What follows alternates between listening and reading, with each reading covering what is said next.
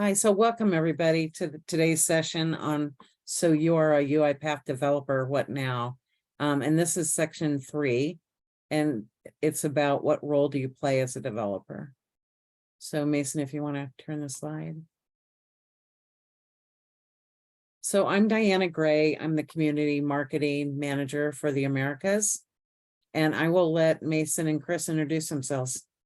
Hi, I'm Mason Turvey. I'm an intelligent automation lead engineer. My personal brand's kind of Silver Ink. You can follow me on LinkedIn under that. Oh, is it my turn? Yep. I'm sorry, it's Monday. I'm Chris, and I'm a UiPath developer. I've been for 6 or 7 years now. I build and lead COEs and a 2-time UiPath MVP. And if you want to turn to the next slide. Right, so these developer sessions are really created by our MVPs to talk about common topics that people have asked us about.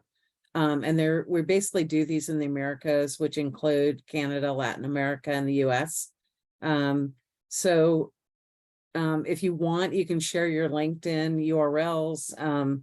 They're really for you to engage in these sessions on topics that interest you. So feel free to open up your mics and ask questions and anything else you can think of. And then if you have any additional topics you'd like the MVPs to cover in the future, if you would just put those in chat. And then just a couple of more items from me. I am recording this session, so I'll put the information for that in the chat window as well. And if you want to go to the next slide. Yep. These are the sessions we've covered so far. So we covered the environment and the stakeholders the first 2 weeks. Today, we're going to be covering what role do you play with Mason. And then next week, we have one more session. So I will also put how do you manage the work in the chat as well, so you can register for that. So with that, Mason, I'll turn it over to you. All right, so let's go ahead and jump into it. So the first 2 sessions, like Diana said, were about stakeholders and environment. This session is about the role of the developer in the context of those things. And I got a quick agenda. So I want to go over kind of what do the various roles of RPA developers look like? Because there's not just one type of RPA developer. There's a plethora of different ways that you can develop RPA and even develop software. And so there's different profiles and different ways that people work with the software. And I want to talk a little bit about the context. I know we already talked about environment, but I think the environment is the most important thing that determines where you're at and what you're doing as an RPA developer. So I just want to hit on that again and recap a little bit of what Chris covered in the last session. And then where do the developers fit in that environment, in that context? And then for me specifically, what do I think makes a good developer, right? Because we should all be striving to be the best developer that we can be if we're going to take the role. So what I've done is I've put together 3 kind of example developer roles and different responsibilities that they have, different tasks that they have throughout their day. I'm calling this a day in the life of an RPA developer. So I've got three RPA developers. I've got John, Alice, and Niv. John is a senior RPA developer, and he works on a large team within IT at a large business. So just from that description, we know a few things about his environment, right? It seems like he's in a structured team. He has a role of a senior RPA developer. There's probably some junior developers. Maybe there's some architects. Very defined team. He works on a large team. It's sitting within IT, and it's in a large business. So there's a little bit of context there. Alice is a citizen developer in the same company's finance department. So maybe she's working as a citizen developer. Her main role is within finance, but she's, automating some of her tasks. Same company as John, but, the centralized COE, the RPA developers can't build everything. So citizen developers are sometimes, left to build their own workflows. And then Niv is the first RPA developer of a very new team that sits outside RPA, or outside the business, outside IT is what I meant to put there. Sorry, that's a typo on my part. Outside of IT in a different business. And so this is a role that I've personally held a few times. And it's just to show kind of the spectrum of what can happen when you take on an RPA developer role. Sometimes you can be, in a structured team, sometimes you can be leading and doing greenfield work and defining the vision for that team and building it from the ground up. So it really depends on the context, right? So if we look at something that John is doing, right, he might be working in Orchestrator, Jira. There's probably some team stand-ups if they're using Agile. Generally, his work is going to be assigned to him through cases. They're going to have ticketing systems, things that track what they're doing. And it's going to be a very methodical workflow, right? He's going to start a story. He's going to work on it, complete it.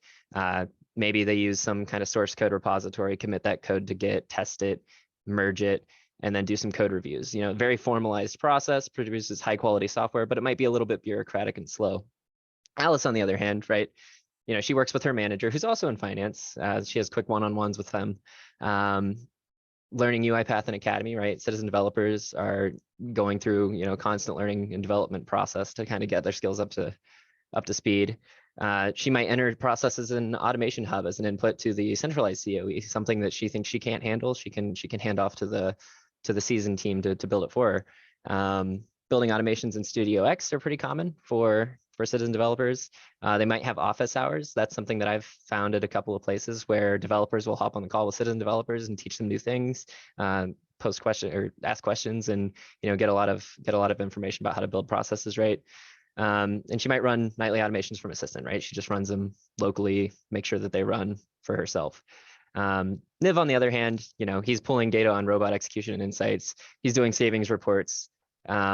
He's defining a new procedure for automation development. So what his job really looks like is he's setting the pace. He's setting the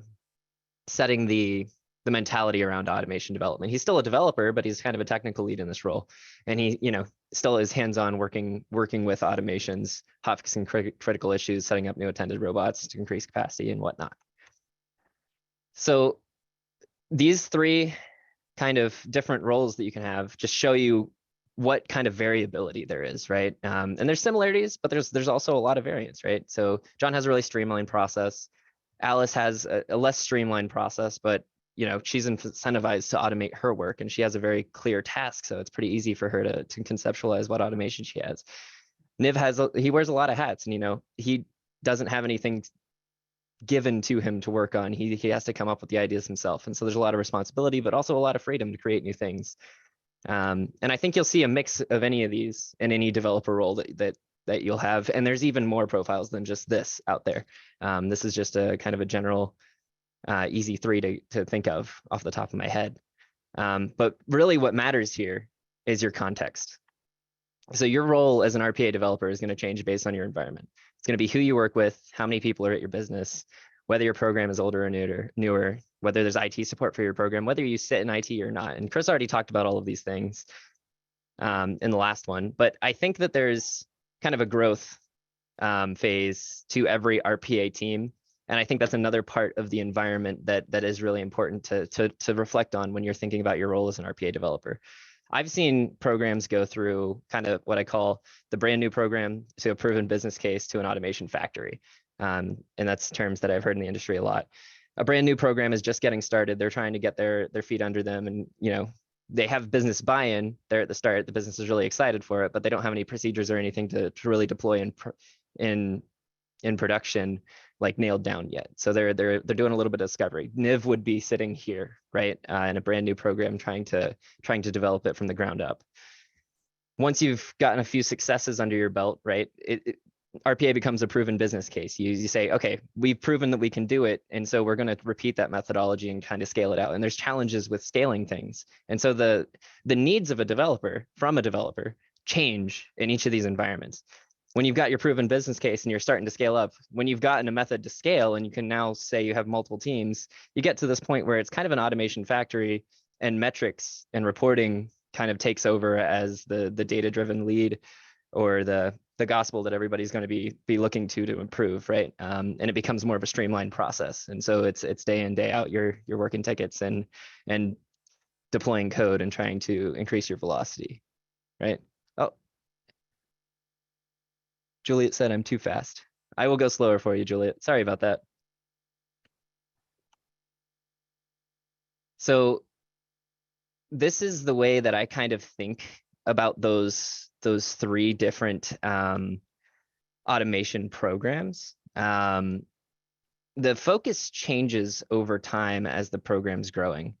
At the early part, they're really, really focused on intake of processes. They want to get good processes that they can hand off to developers in really strong business cases. And they want to develop a good intake process, because if you don't have any processes if you don't have any processes in your intake, then you don't have anything to develop. As you kind of cement your intake process, it goes on and development takes the front seat. So things like standards and governance. And so developers are really important to scaling after we already have a pretty streamlined intake process and everything. And then later on, value is going to be king. It's going to drive everything. So once we figured out our development, once we figured out our intake, those become a streamlined process. Everything is about getting the highest bang for your buck, the highest value. You know, early on, you might take on some opportunities that aren't high value, but are easy wins. Later on, you can take on more ambitious projects. And I put the Dunning-Kruger effect here because I think that it kind of symbolizes what happens when we get into automation. We think we know everything at the start, and then we find out we don't know anything, and we have to rebuild the whole thing from the ground up a little bit. And that's what that second phase is. And then we get to the plateau of sustainability as we start to figure these systems out. So where do the developers fit in all of this, right? You've got to look at your whole environment to be able to answer that question. You've got to ask yourself, what level of maturity is my automation program? Where are we at right now? And what do we really need? Do we need leaders? Do we need people that are taking out cards? Do we need work on the intake side? Do we need work on the design and development side? Is our infrastructure behind, right? And those are the kind of questions that you should be asking yourself in your program. And whatever the biggest ticket items, what's slowing down your department from scaling or delivering value, those are the things that you should be tackling as a developer. Those are the problems you want to solve. And then think about how many potential versus actual customers and clients I have, right? That's something that I do. It's a little mind game that I play with myself. I consider my internal customers. So I sit on an internal COE, so I'm servicing different organizations within my business, right?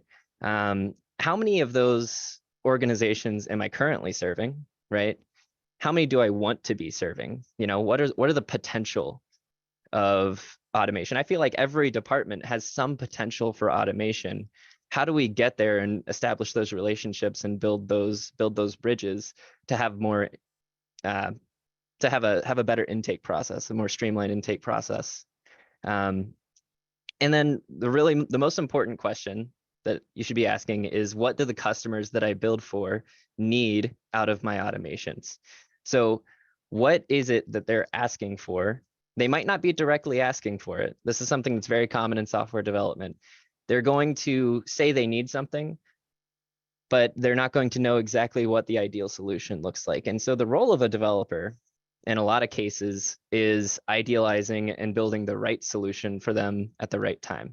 And that can take many facets. In automation, it typically means being rolled into some kind of digital transformation strategy overall, right? And so maybe they just want, some data moved around in Excel. On the business side, they say, this is the process that we do as is, day in, day out. We want a bot that just does this. And you start thinking, well, IT has an API endpoint for this, or there's a better way to do this specific thing, or maybe we can inject some intelligence here and start doing things that they wouldn't have predicted. And that's really where you start getting into your high value use cases and things that make really big impact on the business. Not that automating as is processes doesn't make an impact, but when you start thinking of things holistically and taking into account the digital transformation that's behind the scope of automation, then you start having a bigger impact. It's a resounding impact. It has second order and third order effects throughout the business. So when you're developing these processes and you're thinking about your intake, right? Processes are going to come in. If you're working on a Scrum team, an Agile team, you're probably going to have a product owner. Everybody has some kind of manager that they report to. There's going to be somebody who's determining your pipeline. And you've got to think about, what is it that I'm going to deliver, right? That they're going to expect to see. And what are they going to give to me so that I can do my job? And you want to really establish that definition. It's kind of like a boundary between you and another person that you're communicating with. You're saying, I need this to do my job. And they're saying, hey, we want this out of you. What do you need to do your job, right? So it's kind of a transactional thing a little bit. When you're working in a team like that, you need to really strongly establish that. And so for developers, the things that we need, kind of our input for us to get our process done, they're pretty standard, but they can vary in shapes and sizes. But the things that we really need are kind of designs, process definition. So that's our PDD.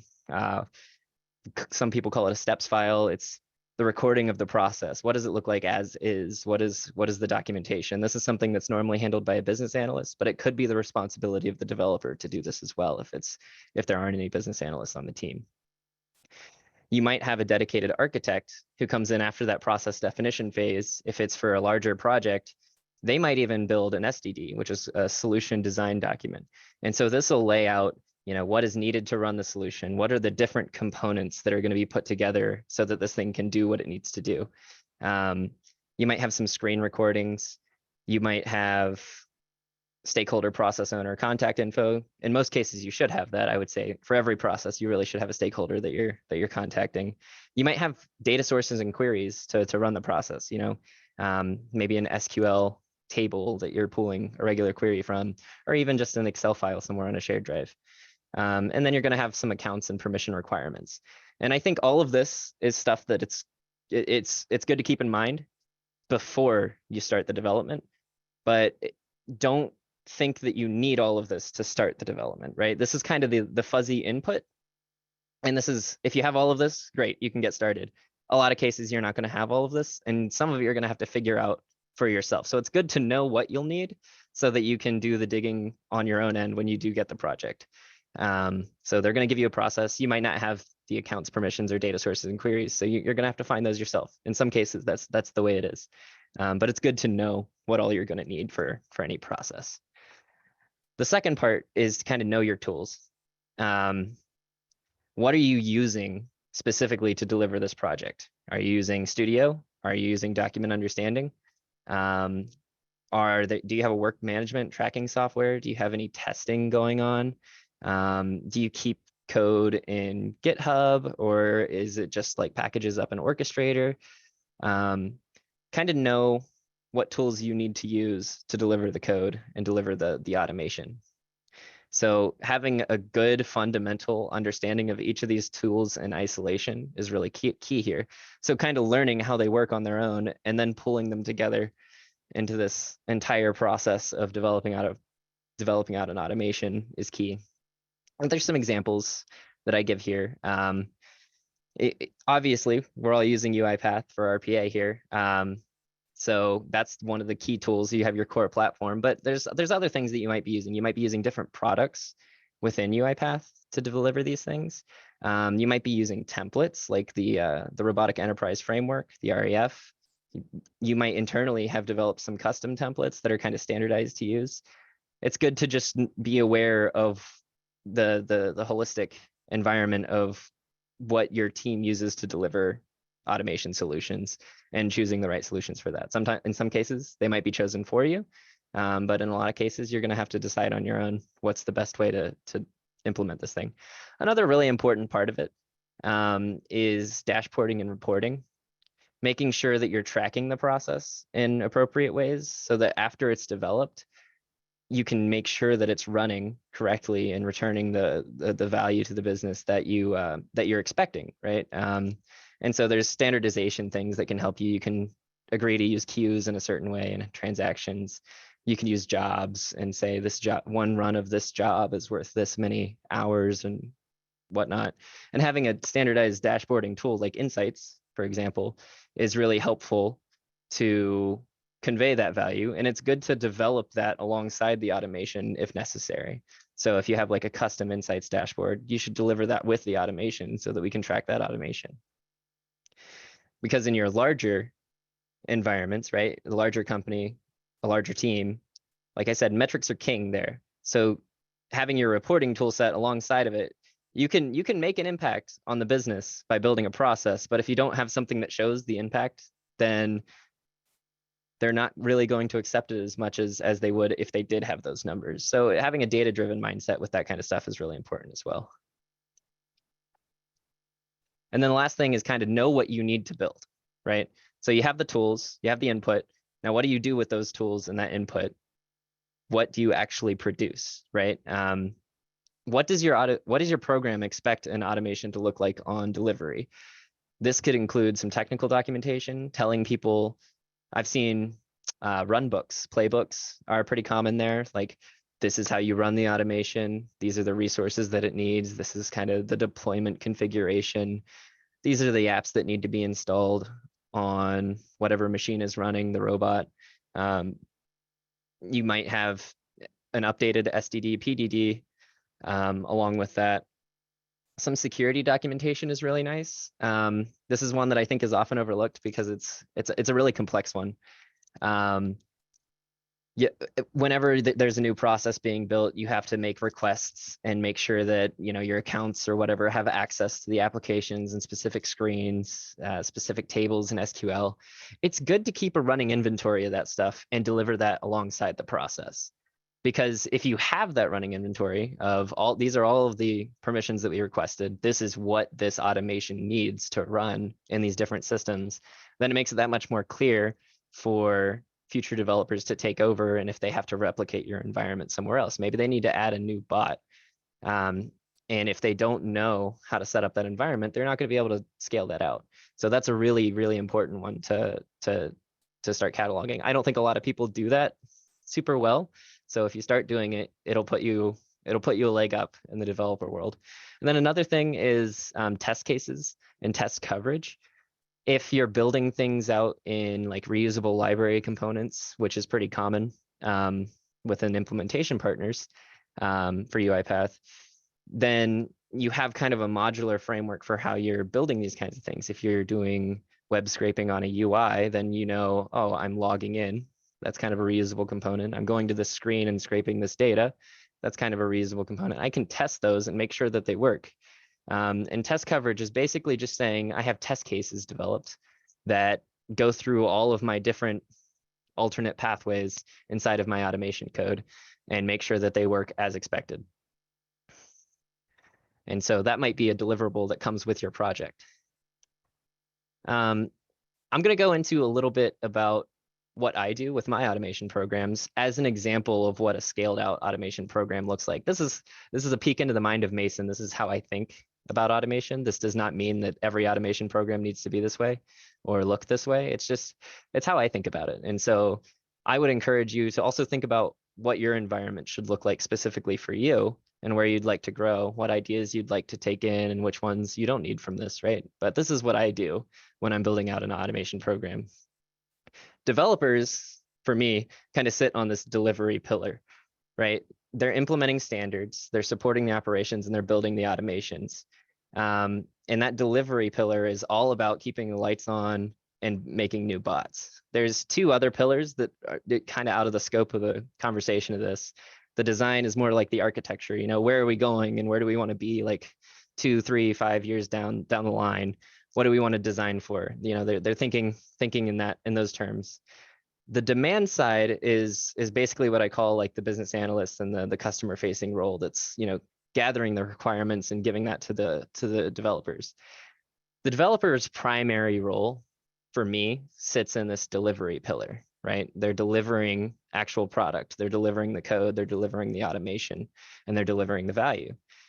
Sometimes it blurs the line. A lot of times you don't have a design pillar at all. And so this becomes kind of a two-way street. It's demand to delivery. You have process intake, and then the developers have to design it and build it.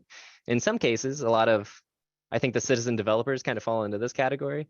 You don't even have a demand pillar. So you're building, you're intaking your own processes, you're designing them, and you're delivering them. So you're the full scope, right?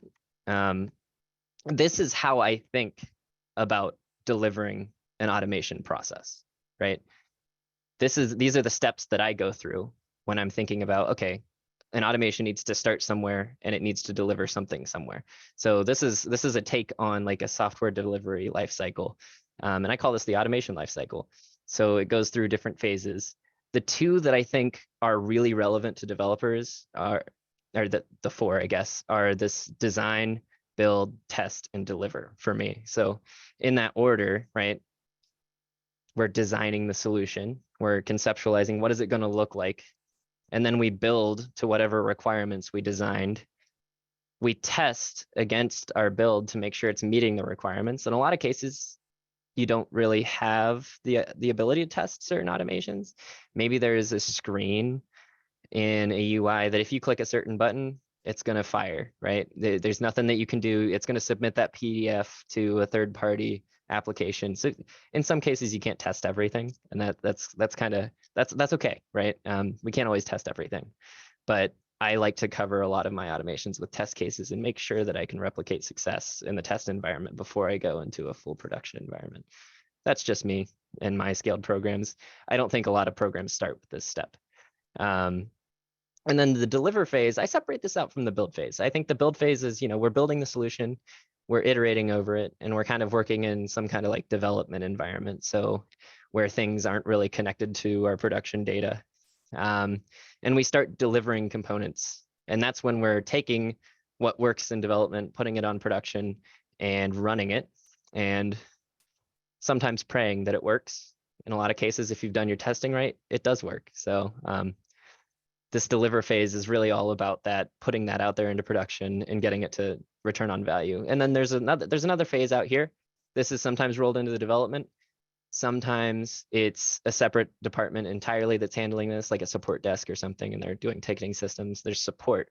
So they're monitoring and triaging, bug fixing on the automations that are deployed into production, right? So a business user reports a problem, it goes through the support, and then a ticket might be entered in for the development team, or maybe the development team is the support team. And so the stakeholder just contacts the developer directly and says, hey, there's a problem with this process, and it kind of enters into the pipeline in that way. And so that's like a 1,000-foot view, kind of like double clicked in a little bit to show like what are the processes and the teams that own different components along the pipeline. This is, again, my disclaimer. This is just how I do it. Every business is going to do it a little bit differently. And if you're sitting in IT, they probably already have a software development lifecycle that you can kind of tweak and apply to your RPA delivery. If you're not sitting in IT, you might not even have to worry about this, right? But it's a good thing to think about if you're going to start building at scale, right? And so this is like another double click into those different steps along this path, right? So this is what my design phase looks like, and what roles typically are responsible for different things here. It's a little bit more detailed than we need to get into, but it's a good way for a developer to think about, right? Very structured, what exactly needs to happen here, what deliverables are needed for this step, right? What do we need to actually build? In the design phase, it's normally just documentation and specifications and requirements.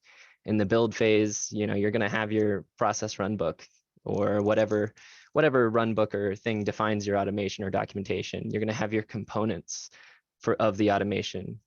If you're building using like dispatcher performer architectures, you're going to have two different pieces of code.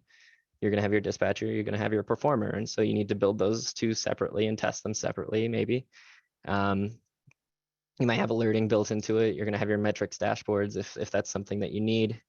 And all of your business and technical requirements covered in test cases. For test, you're going to have the results of those test cases. For delivery, you have your processes in production. They're running, they're producing value, right? So it's okay if you don't have this level of methodology yet. I don't think any program starts out with this level of methodology, really, unless it's already given to them by a software development team or some kind of DevOps team within their organization. The reason I give you this for the role of a developer is because I'm going to get into next what I think makes a good developer. And we talked about, the tools, the inputs, and kind of the deliverables. But what makes a good developer to me is thinking about that in the bigger picture, and how do you intertwine those tools in your skill set to work inside of a methodology that's scalable like this? How do you work inside of a team and produce real value, real results? And how do you continue to get better? So it's okay to not have this level of methodology. But what I think is really smart thing to do is to pay attention to this methodology and try to design one for your own team and try to improve the operations there. So what makes a good developer? I think there's 3 things here. For me, I always look for developers that own the basics. They know the fundamentals of all the systems that they work with. If they don't know the fundamentals, then they have an attitude that they can learn it, right? And then the second thing is just being able to apply those fundamentals, right? You know your basics. Can you apply them and build a solution? So you know how a queue works, but do you use queues appropriately and when you're building an automation, right? And then the third thing that I really kind of look for a good developer is blazing the trail. And this is a little bit fuzzier, but it's, you know, are you thinking the next steps ahead, right? Are you thinking, how do I build better automations that, you know, need less support? Or how do I build a system that multiple automations can reuse over and over again and provide value to my team and increase our throughput, right? And this is how I think about this. I like this quote from Michael Jordan: "Winners don't just learn the fundamentals, they master them." And that's something, if you're learning a new skill, you'll hear that thrown around a lot. I play music, and so there's fundamentals in making music that you have to learn before you can get to the mastery of it. And development follows that same track. You're going to have kind of the fundamentals that you need to figure out. You don't need to know every single detail about UiPath to be able to build a UiPath solution, but knowing a lot of your fundamentals is going to help you build a more well-rounded solution. So it's good to know your fundamentals and master them, or work towards mastering them, right? So always know the fundamentals for your tool set. For this, right, Studio and Orchestrator are your two main guys. Learn them inside and out. It's really important there. And then kind of focus on your secondary tools. If you have workflow tools like Jira, if you have documentation tools, you might just be using like SharePoint, Google Workspace. You might be using something like Confluence. Source code, if you're using like GitHub or GitLab or any of those tools that do repositories, understand how those tools work so that you can work with them. But put your focus on the primary tools, right? Put your focus on Studio and Orchestrator, right? Make sure you get those down first and then start applying other things to them. And then the way that I think about it is I like to think about building solutions as a pyramid. So I got my pyramid here. These kind of the owning the basics, right? That first step is getting the ground layer, the fundamentals, the foundation of your pyramid. And I'll put that into context, what that means as we go into the other 2 steps. So the next step up on the pyramid is applying your skills. So take those skills that you learn and apply them to a solution. Get an automation and take whatever fundamental skills you learned. Maybe you learned how queues work. I've been using that as the example. Build an automation that uses queues, figure it out a little bit more, and deliver that code. And then learn how those things operate in reality. Because I think as a developer, and this isn't just as an RPA developer, this is as a software developer in general, you're always kind of battling with reality. There's how your code works in production, and there's how your code works in your head. There's how your code works in development. There's all these different ways that your code's going to work. Learn the production way that it's going to work. Know exactly how that works and try to model around that. So you're going to have messy data. You're going to have different systems that can affect it. You're going to have your environment fall apart. Build towards that. Be thinking about that, right? And don't just think in the theory and the fundamentals. Think, what does this look like when it's in the real world, and how can I build for that, right? And then an important part about applying your skills is also continuing to learn new skills and apply those, right? So maybe you've got queues down. Now you want to learn document understanding, or any other. UiPath apps is another good one that a lot of people are excited about. Integration service is another one. Like learn these new skills and then see where you can start applying them inside of your program. This applied knowledge, I feel like, as the pyramid, sits on that second layer, right? So your fundamentals allow you to build up to that second layer. And then the third layer is where you start to you start to set the precedent, right? You start to blaze the trail. So you can think of new things, new ways things can be done. I'm a pretty goal-oriented person. And so when I'm thinking about being a developer, right, I think with the end state in mind. I'm like, where do I want to go, right? Where do I want to be in a year? Where do I, like, what new system or thing do I want to learn? What new capability do I want to have for myself, right? And so blazing the trail is your opportunity to think, where am I growing to? Where am I going, right? So start thinking of new ways things can be done and bring that transformation to your team. I think there's different product philosophies, like the way that we build tools and systems. And one of those is kind of the inside out. And I feel like that works very well for RPA development. What that basically means is we try our ideas internally, right? And so we can build tools for our development team that help automate our processes. Let's automate our workflow before we automate anyone else's. So take these new skills, these fringe ideas, these new technologies that might not be fully vetted yet in production, and build them internally and get them working, and then start exposing them outside. And that's kind of how I blaze the trail. There's a bunch of different flavors of it, but that's the way that I do it.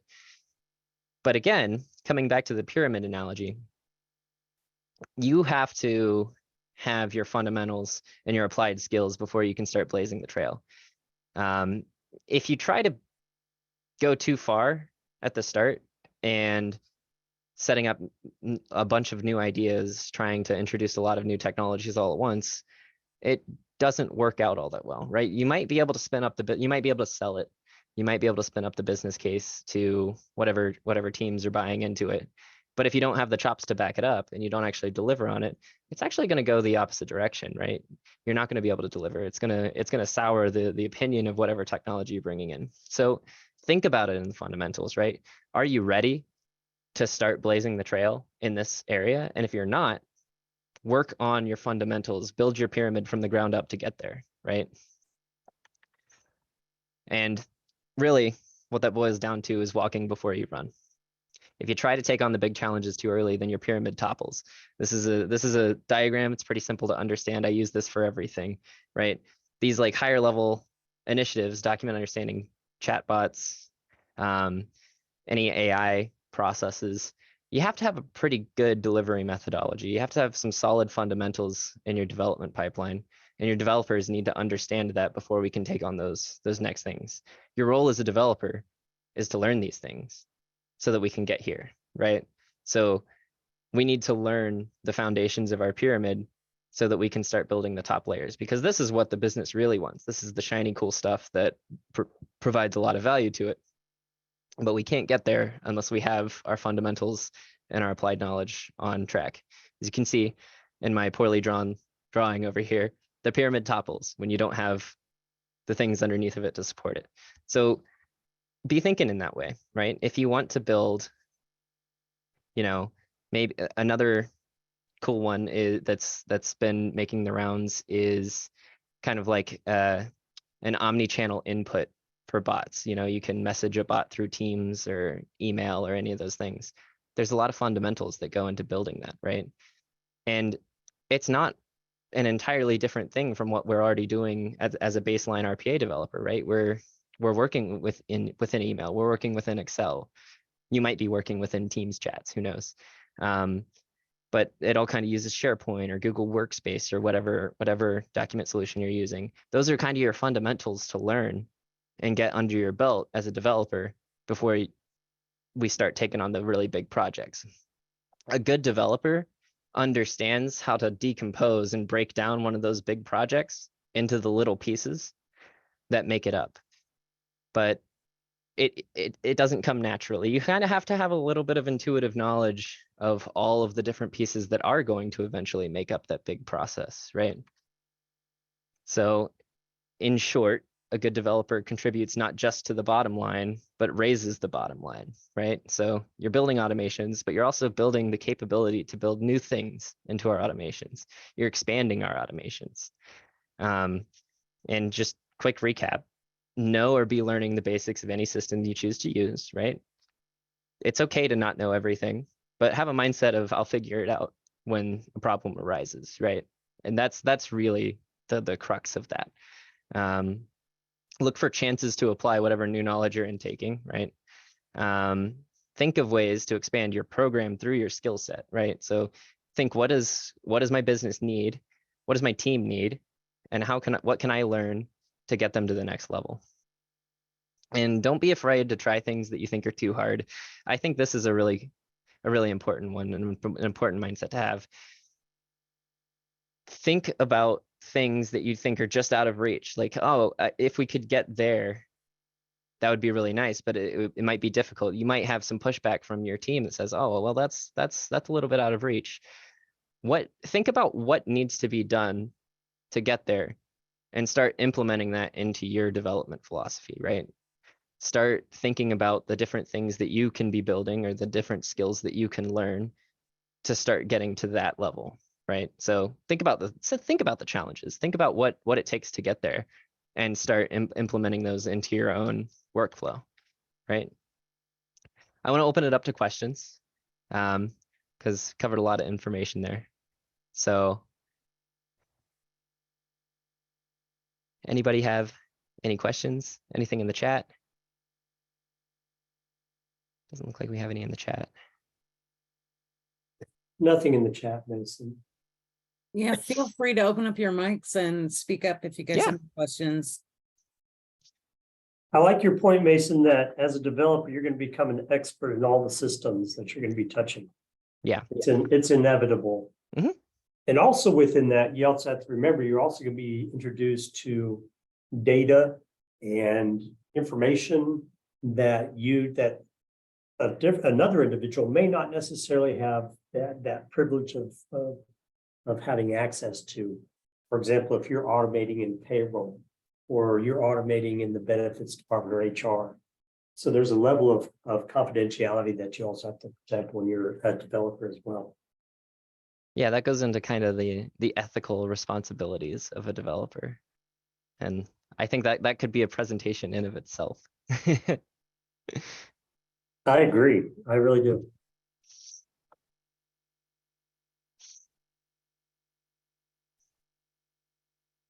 So here's a question, Mason. Does UiPath offer live technical training? Do you want me to answer that? I mean, I can take a stab at it, but you work Yeah, at go for UiPath, it. so you'd know better. No, go for it.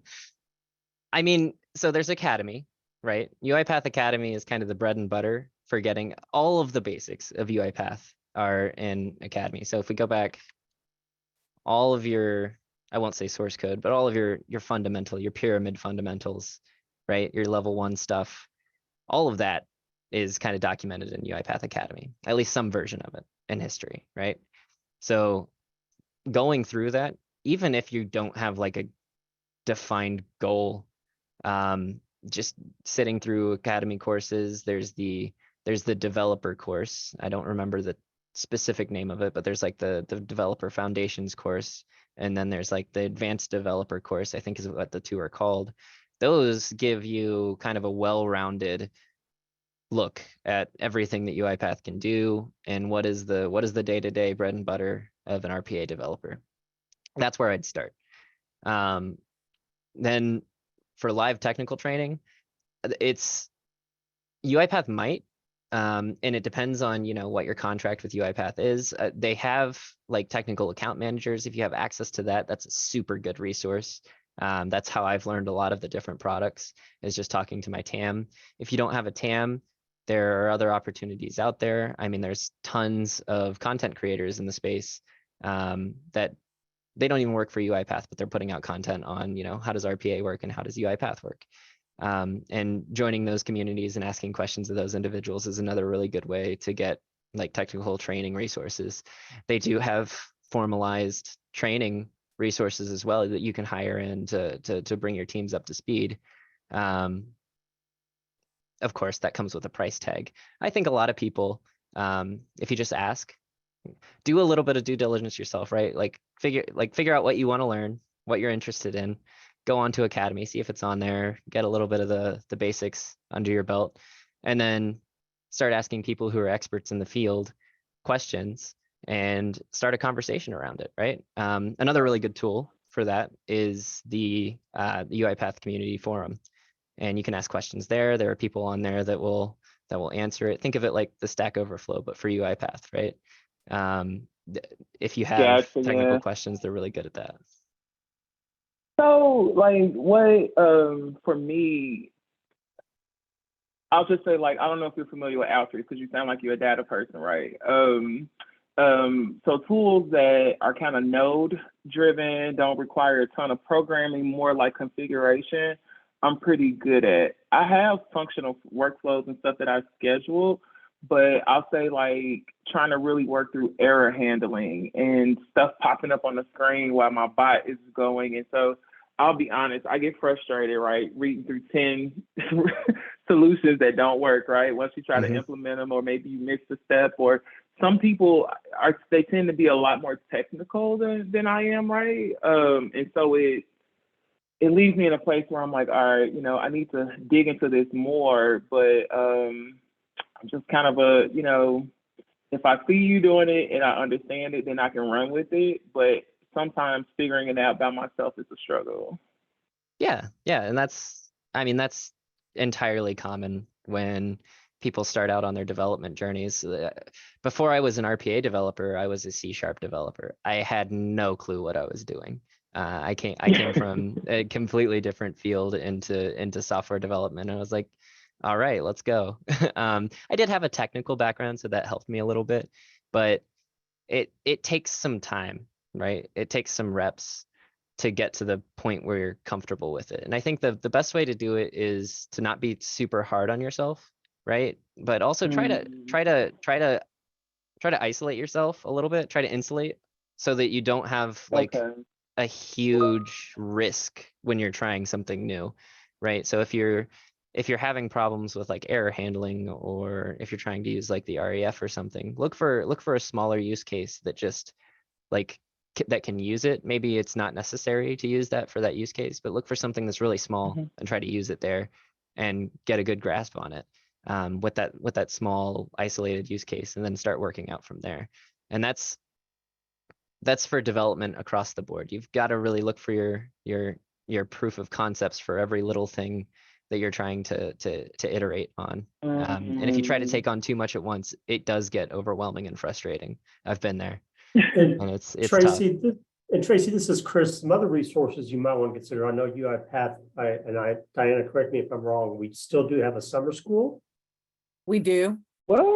Yeah, we will probably have it in the fall. It won't quite be summer school, but it's like a 2-week session on Studio and Studio X. So we do have training every year for the basics. And then 2 other things are, we have these sessions, which if you wanted a special session on a special topic, well, we can deliver them.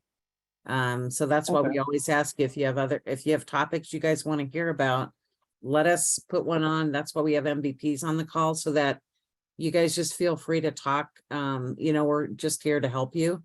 And then another thing is we have a mentorship program. So if you just want to do a one-on-one mentoring, you can do that. You just sign up for it on the community.uipath.com website. And I'll put that in the chat window where you could find that if you're interested. And Tracy, I appreciate it. And Tracy, just to make you feel better, error handling and exception handling is always going to be something that is and Mason, correct me if I'm wrong, more of a learned skill to actually be able to get in the mindset of thinking about anything and everything that could possibly go wrong in an automation. And that's going to come with something like Mason said, with iterations. When you start building more and more and you start maintaining and you start learning how the systems interact with the bots, then you're going to get a little bit better at that. But knowing all that when you first start, it's going to be, it's just. Well, I mean, because it's that, and like, I'll build it and then it works, and then for some reason it stops, right? And so I'm looking at screenshots, like, okay, like I don't even have error handling built in because I didn't master it, right? So I just left it out. But I tried to kind of, for example, sometimes there's stuff popping up on the screen in the background. So I tried to put in there like the delay to go back and focus on that screen. But I have now like bots, I can run them on my desktop, they'll run just fine. But when I run them in studio, they don't work, but they worked before. So I get kind of stuck with the, what am I doing wrong here? And even though we have a fair community here in our organization, it's just that everybody's like so new at it. And so we're all just kind of throwing stuff out there, and it's like the kitchen sink, but it still doesn't work, right? And then you call the plumber, and he fixes it in 2 minutes. So Well, I'll tell you what, I one of the things that Diana mentioned is the mentorship program. Now, and I'm part of that. I do a lot of mentoring, and so that a lot of people find that valuable, getting and mentors to mentor you one-on-one, or there's mentors that will mentor your whole department, if that's how you want to do Okay. it. So you might want to try and sign up for something like that as well. Yeah, I'm excited. I'm gonna go look up the summer school, the mentorship stuff in the community, because that's kind of what it is. And I think I do need like that accountability partner, right? Like UiPath is not my only job, right? So I got a lot going on. So I in pockets kind of touch at it where I probably should concentrate a little bit more, but sometimes working with other people, you got to talk to them. You don't want to waste their time, so you kind of get it done. So, but thank you guys. I appreciate that. Yeah, just so you know, the summer school isn't posted yet. It's not out quite yet, but we should have something out probably September, October timeframe. Gotcha. Is there a way to sign up like for reminders for that? You know what? If you want to send me an email, I'll just put your name, then I'll have your email and I'll put it in a folder, and I'll just Okay. put it in my calendar. Okay. Are you gonna ping your email in the Yeah, I'm just gonna chat? put it in chat. Yeah. Okay. Thank you. Yep.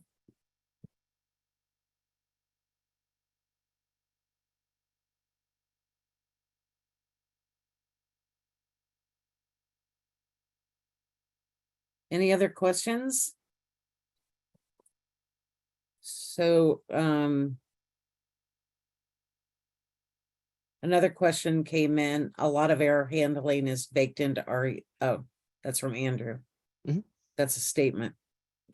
Yeah, Baked into yeah, REF framework, right? yeah, I can talk to that. Like the REF framework, or the RE framework. If you're doing things in a transactional mindset with queues, it has that built into it. It can also work with data tables, and a good way to start learning how to work with the RE framework is that advanced developer course that I mentioned on UiPath Academy. It goes into detail and actually gives you some example projects that you can implement yourself that have the RE framework built in. So that's where I got my start with the REF. Great.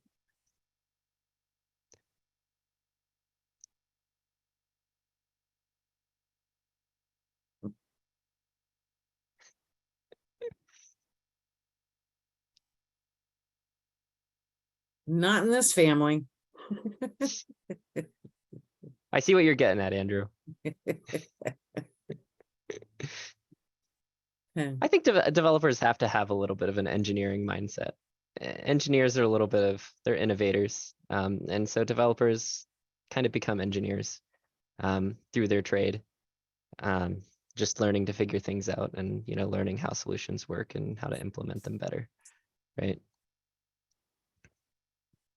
Yeah, and then developers become project managers and all kinds of things, don't they? That's the other side of it. Yeah. Sometimes the developers go the other direction. They don't want to be the engineer. They want to be the product manager, which perfectly acceptable thing. We need more people that can keep an eye on where the product is going as well. And so it's a different skill set that's also just as valuable. Yeah. Or you have the ones that do it all, right? Yeah. You might. So any other questions?